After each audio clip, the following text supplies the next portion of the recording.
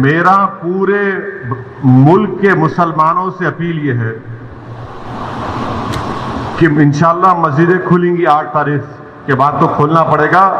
خالی containment zones میں جو ہے وہاں تو مشکل ہوگا. جو کنٹینمنٹ، میرے پورے مسلمانوں سے اپیل یہ ہے کہ ہم تمام کو ایک پالیسی اور ایک اصول بنانا چاہیے کہ ہمارے مسجدوں میں جو 65 سال کے اوپر ضعیف ہیں ان کو ہم روکے کم سے کم 1 جون کے پورے مہینے ختم ہونے تک، کیونکہ ان کے جسم میں امیونٹی کم ہو جاتی ہے. مختلف خدا نخواستہ اگر ان کو ڈائبٹک ہے، بیماریاں ہیں، تو باڈی میں وائرس سے مقابلہ کرنے کی طاقت کم ہو جاتی ہے. تو میں یہ اپیل کر رہا ہوں کہ 8 جون کو انشاءاللہ تو کھل جائیں گے، مگر کم سے کم جون کے ختم ہونے تک ہمارے جو 65 سال کے اوپر جو ضعیف افراد ہیں ان کو ہم سمجھائیں، ان سے ریکویسٹ کریں کہ کم سے کم جون کے ختم ہونے تک آپ تھوڑا مسجد کو مت جائیے، گھر میں نماز پڑھیے.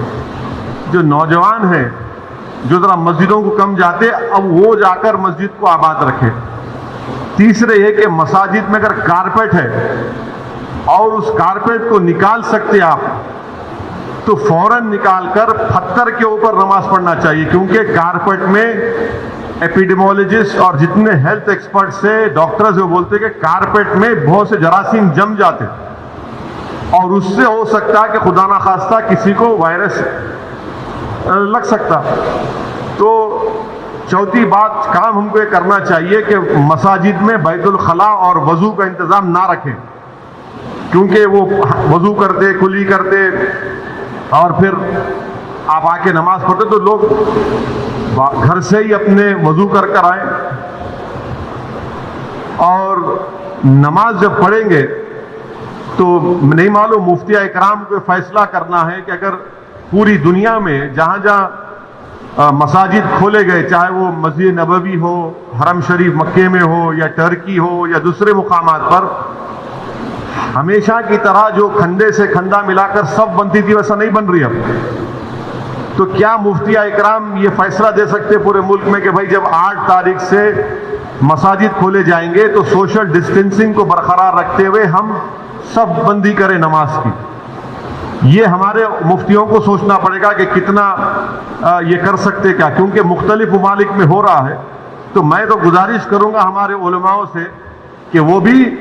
اس کا فیصلہ کر لیں. مگر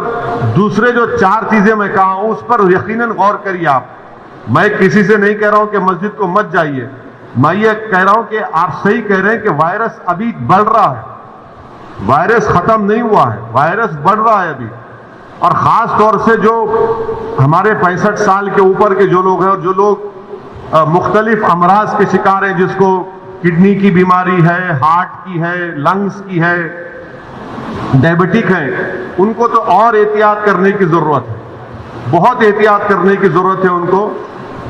کیونکہ ان کی جان کو بچانے کا ہے. یقیناً ہم کو ایک روحانی اور قلبی سکون ملتا ہے جب ہم اللہ کے گھر میں جا کر سر سجود ہوتے ہیں، مگر اسلام کی اہم تعلیمات بھی ہے کہ جان بچائیے. اور اگر خدا نہ خواستہ کسی کو یہ وائرس ہوتا ہے تو پھر ان کے گھر والوں کو، ان سے جو ملاقات کیے،